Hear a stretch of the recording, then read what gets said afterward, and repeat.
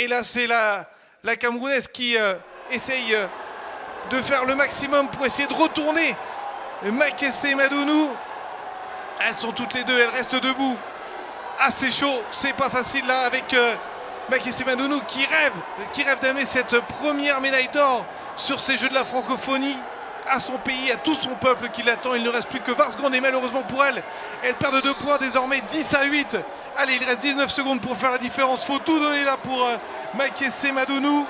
Alors qu'en face, Myriam Ngo essaye de tenir, elle est combattante. Magnifique cette lutte avec Makesse et Madounou qui essaie de trouver le bas du corps, essaie de trouver les jambes de Ngo. Ah, ça va jouer à rien. Allez, encore cette possibilité pour Makesse et Madounou. Et c'est fini. C'est fini. Toute la tristesse de la lutteuse de République démocratique du Congo là à terre, chez elle, devant son public. Mais bravo à Myriam Ngo qui a fait le boulot, qui a tout donné pour pouvoir s'imposer en terrain hostile. Chez l'adversaire, c'était pas facile. Elle a été grande, Myriam Ngo. En tout cas, on s'est régalé. Voilà, 10-8 donc la victoire pour Myriam Ngo. Patrick, faudra suivre ça, il faudra mettre tous les résultats d'ailleurs sur Radio Montel qu'on peut suivre sur Facebook et Instagram. Patrick vous livre tous ces résultats au quotidien de la francophonie. Et là en tout cas, la défaite pour Makesse et Madounou de RDC face à Myriam Ngo. Mais on a encore plein de belles finales à vivre jusqu'à demain soir sur cette lutte libre, avant la lutte africaine qui sera également merveilleuse. Allez, un petit tour de terrain pour la Camerounaise Myriam Ngo. Le drapeau camerounais qui flotte ici sur le stade. Et en tout cas, belle médaille d'argent également pour Makesse Madounou.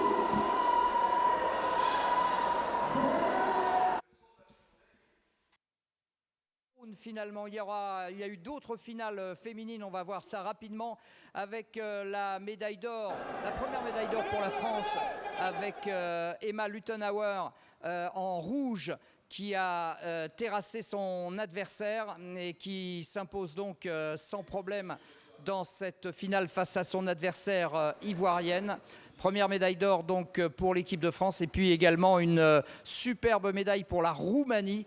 On voit toujours en maillot, non ça c'est toujours la française, et puis qui est déclarée vainqueur bien sûr, assez nettement face à son adversaire ivoirienne. Et puis dans une autre finale, celle-là, la française en bleu a été battue par la roumaine Beatrice Ferenc en rouge, qui a réalisé ici un superbe enchaînement. Regardez, 1, 2, ça c'en était trop pour la jeune Française Cohen, qui s'est finalement inclinée 9-0. Demain, on continuera bien sûr à suivre les finales de lutte libre avec Clément Meunier et une ambiance de feu, croyez-moi. Au gymnase Tata Raphaël, il y avait également de l'ambiance et du spectacle. C'était toujours à Tata Raphaël avec du football cette fois. On va aller voir ce qui s'est passé entre le Sénégal en blanc et le Congo en vert avec l'ouverture du score pour les Congolais grâce au capitaine Soussou qui ouvre la marque. Les Sénégalais vont répondre quasiment dans la foulée avec ce très très joli tir croisé de Niang. Ça fait 1-1. On se dit qu'on va arriver sur ce score de parité à la mi-temps, mais pas du tout, puisque le Congo va reprendre l'avantage. Une erreur de marquage certainement, et un deuxième but par Soussou le capitaine qui permet au Congo de mener 2-1 à la mi-temps. Et puis en deuxième période, les Sénégalais vont réussir un bijou véritablement par Diong qui vient effacer la toile d'araignée dans la lucarne. Regardez-moi ça, c'est certainement le plus beau but pour l'instant de ce début de la compétition. 2 buts partout entre le Sénégal et le Congo. On s'est régalé vraiment dans cette rencontre au sommet.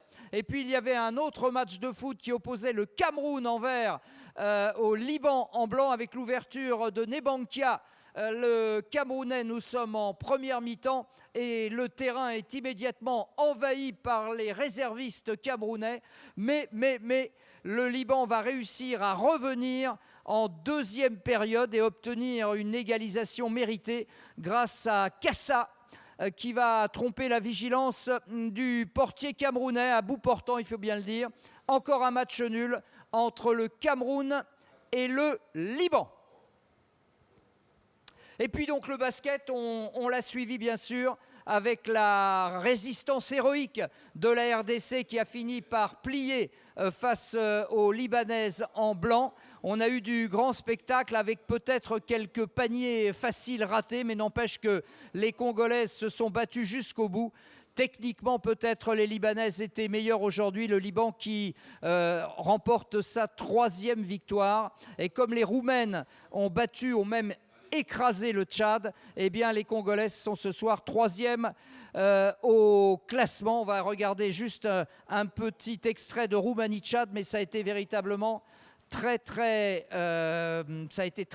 déséquilibré à l'avantage des Roumaines qui sont en jaune et qui ont fait un festival face aux malheureuses Tchadiennes maillot rouge. Voilà pour l'actualité de la journée. Je pense qu'on aura évidemment, je ne sais pas si on aura le panneau, mais si on ne l'a pas, je vous le donne tout de suite. Le Liban est largement devant, la Roumanie en 2e position et la RDC en 3e position. Vous voyez que la défense tchadienne est quand même largement dépassée. On voit le classement ici donc et la qualification d'ores et déjà pour le Liban et certainement pour la Roumanie. Voilà, je crois qu'on a été complet aujourd'hui dans cette première journée de sport. Vive les Jeux de la francophonie. Je vous donne rendez-vous à demain pour d'autres aventures. Je compte sur vous.